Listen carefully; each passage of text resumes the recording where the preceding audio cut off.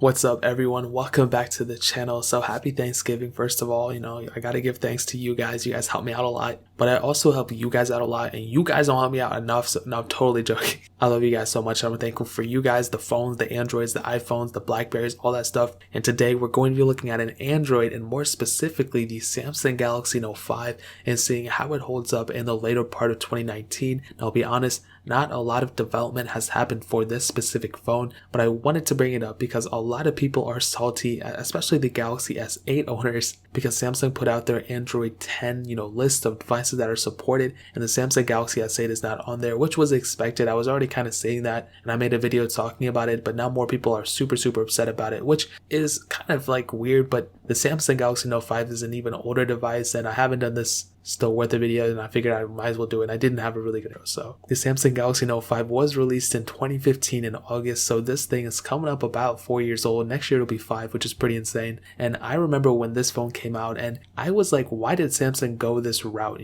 They went the more premium route, so like they made looks over functionality. This is a perfect statement of that phone, and the Samsung Galaxy S6 was an even bigger statement of that phone. But the Note 5, they removed so much. They removed the removable battery, the SD card slot, they put a smaller battery in it, and I don't really know what they were thinking, bro, to be honest. But this is still one of my favorite Note 5s because it represented everything, basically like how looks pretty much overtake everything else. And if you think about it, I really felt bad for Note 5 users and Note 5 owners, because if there was ever a phone, an Android, and Samsung's life that ever needed the next version of Android, it was the Note 5, because the successor of the Note 5 was the Note 7, and that phone ended up blowing up, if you know what I mean, and not in a good way, and that phone ended up being killed. And then Samsung pushed the Note 5 even more. They said buy the Note 5, because they weren't selling the Note 7, they had to wait a year for the Note 8, and the Note 5 never got an extra year of support, which it should have, because they were still selling the Note 5 in the Note 7's place. So I don't know what they were thinking. But on the front of the Note 5, we have a 5.7-inch 1440p display. It's really nice. That's actually one of the biggest advantages for this phone. The display is really good. It still holds up. It's even in my case, dude, I think it's even better than my iPhone 10s and the 10s's.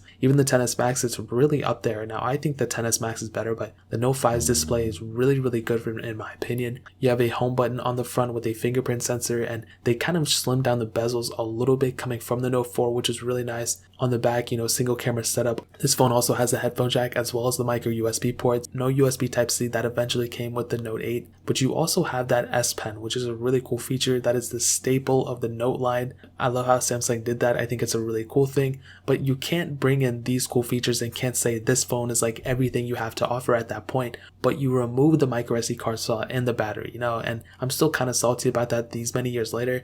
And if they added those two things, or even just the micro SD card slot, this phone would be a very compelling phone to still recommend in the later part of 2019, because you want a phone that'll last you as long as you can. And to give you some kind of baseline knowledge, the top tier model of the Samsung Galaxy Note 5 is 128 gigabytes. That's a max storage variant. That is like the bottom storage variant of most phones with micro SD card slots. So that in and of itself is a big deterrent away from the Galaxy Note 5 in my opinion. Now that pretty much covers it up for the most part on the outside. Like I've stated before, it was one of the best feeling Samsung phones. They're even the best premium phones at the time, but it just really didn't hold up because it didn't have too much practicality, and that's why nobody really even talks about this phone anymore. Now in terms of software, like I've stated in the beginning of this video, this thing started off with Android 5.1.1 Lollipop. You were able to upgrade it to Android 7.0 Nougat, but from there it didn't get Android Oreo, which I think it rightfully deserved. It should have gotten that, and that's a pretty big deal in my opinion. It could have gotten Android Oreo, but it's whatever. There are roots out for this thing. There are custom ROMs out for this thing as well, which is really nice. I really like that. Seeing the development community and third-party developers still pushing updates for these phones are super cool. If Samsung's not going to do it, at least somebody else can. And in terms of the software, it's okay. TouchWiz is really bad. I never liked it. But if you do flash a ROM on it, or you put some extra launchers on it, or whatever, you put a different launcher on it, I think you'll be fine with it. But in terms of software, it's really outdated. There's no more security updates for this thing. If you still own this thing, consider custom ROMing it or even updating phones. So that pretty much covers it up in terms of software. Now hitting on the performance side of things, this thing was released with the Exynos 7420 octa chipset and octa-core CPU, and all models of the Galaxy Note 5 had 4 GB of RAM. The bottom model, the 32 GB model, had 4 GB of RAM, as well as pixels. The 128GB model had 4 gigs, man. I'll definitely tell you, like, the performance side of things, it's not bad on this device. I think, there's a lot of pixels to push on this display. I think there's a lot going for it, but I think this thing was bogged down mostly by its software. TouchWiz was never really the best thing. And one thing I'll have to say about Android, and it was really apparent at this time, it's less more so now, but it's still kind of apparent. There's so many random pop-ups and background processes and things like that really just bog down the system memory, especially on a phone like a Samsung Note 5 or like even the Samsung Note 9 or Note 10. There's so many random things going on. You just get random pop-ups, this, that. I'm like, why did you need to be these many things, man? Like, can't you just make it like stock Android or iOS? There's like 2 pop-ups on stock Android or even iOS and that's it. But there's like 2 pop-ups every 10 minutes and it's so obnoxious. And the Note 5 was no exception. There were a lot of random weird things going on with it. But what I can tell you is that for the Samsung Galaxy Note 5, the performance, at the time I heard it was really good. At the time of me using it now, it's not really that good. I mean, it's like very, very average, even for a 2015 phone. I'll give you some context. The iPhone 6s Plus, I think, is faster than my Note 5, and that was released around the same time as this phone. So I think in terms of longevity, the iPhone 6s Plus held up way better, and it's still getting way more updates than the Samsung Galaxy Note 5. But the Note 5, it's good, I guess. It'll get you from point A to point B. It definitely looks like it can handle a lot more than what it can. The RAM, only 4 gigs. That's not really a lot in this day and age, especially for an Android device. So I'll definitely tell you, in terms of performance, get ready to be kind of, don't expect, average performance. Don't expect it, to get you to the moon and back. It can get you to point A to point B, but it's not going to get you much further than that. That pretty much covers the performance side of things.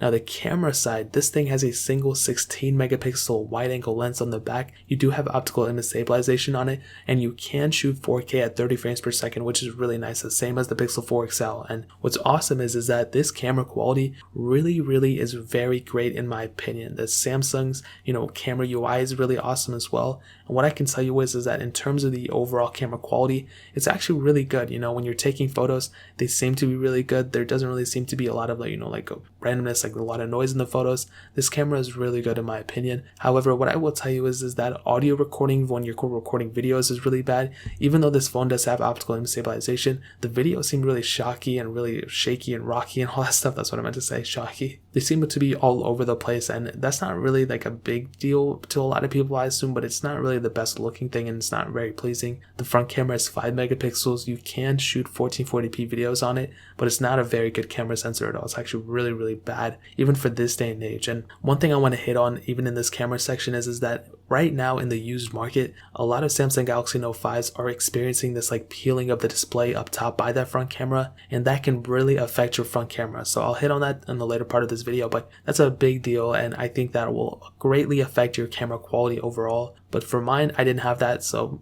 I think it's a pretty decent camera, so one of the highlights of this phone, but just be a little bit careful. Now landing on the battery life at the end of it, this thing has a 3000 mAh battery, and even at the time of its release, it wasn't even really that great, and even now it's still not even that great. It's only gotten worse and worse through time. 3000 mAh is not a lot for a device of this caliber. They should have done a better job. I don't know what they were thinking, and it was non-removable. Like, that's like the worst things of all 3 of those things. They did all 3 of those things bad, so not too sure what they were thinking, but it is what it is. And if you want, you can always replace this battery. It does have wireless charging, which is really nice, but I really would stay away from it, dude. Like, the battery life isn't really that great. That's the biggest disadvantage for a phone like this, is that they can check mark all the boxes, but if they mess up the battery life, then you can have the greatest phone in the world, but it can just become the worst phone in the world based off the battery life. So to kind of sum up this whole entire phone, man, what I can tell you is I would probably not recommend anybody to buy it anymore, and the reasons being is the used prices for this thing have dropped greatly, and that's why it's super compelling for a lot of people, I'm sure, but there's just so many issues with it. The screen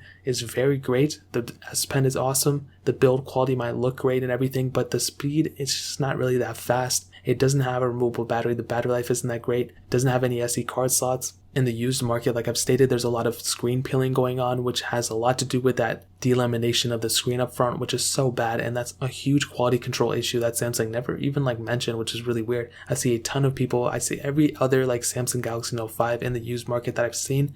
I've yet to see even one page on eBay that doesn't have something like that, which is insane. It's no more software updates. That's the biggest one, I think. There's no more security updates. Really, you're going to be doing yourself a disservice if you pick this phone up But you might be asking yourself, if you're not going to be getting this phone, then what phone should I get? What I can tell you is that the bare minimum you should go for is pretty much the 2017 Samsung phone. So I would not recommend anything lower than a Galaxy Note 8 or a Galaxy S8 Plus or a Galaxy S8. Those are 3 phones that I would highly recommend you to pick up before you even think about getting a Samsung Galaxy Note 5, in my opinion. So what I'll do is I'll find the cheapest S8s, S8 Pluses, and Note 8s on Amazon, and I'll link them straight down in the description below so you guys can get them from there and help support the channel at the same time. But that is pretty much it. If you guys have any other questions or anything, leave it down in the comment section below. Hit that like button, that would mean so much, but definitely hit that subscribe button. Every single subscriber that we get really does count, so it'll mean so much if you guys could hit that. Also check out the other links down in the description as well. My Twitter, my Instagram, my second channel, all those links are linked down below. I'd really appreciate if you guys could check it out. More importantly than everything else, I love every single one of you guys. Hopefully I'll catch you guys in the next video. Peace out till then.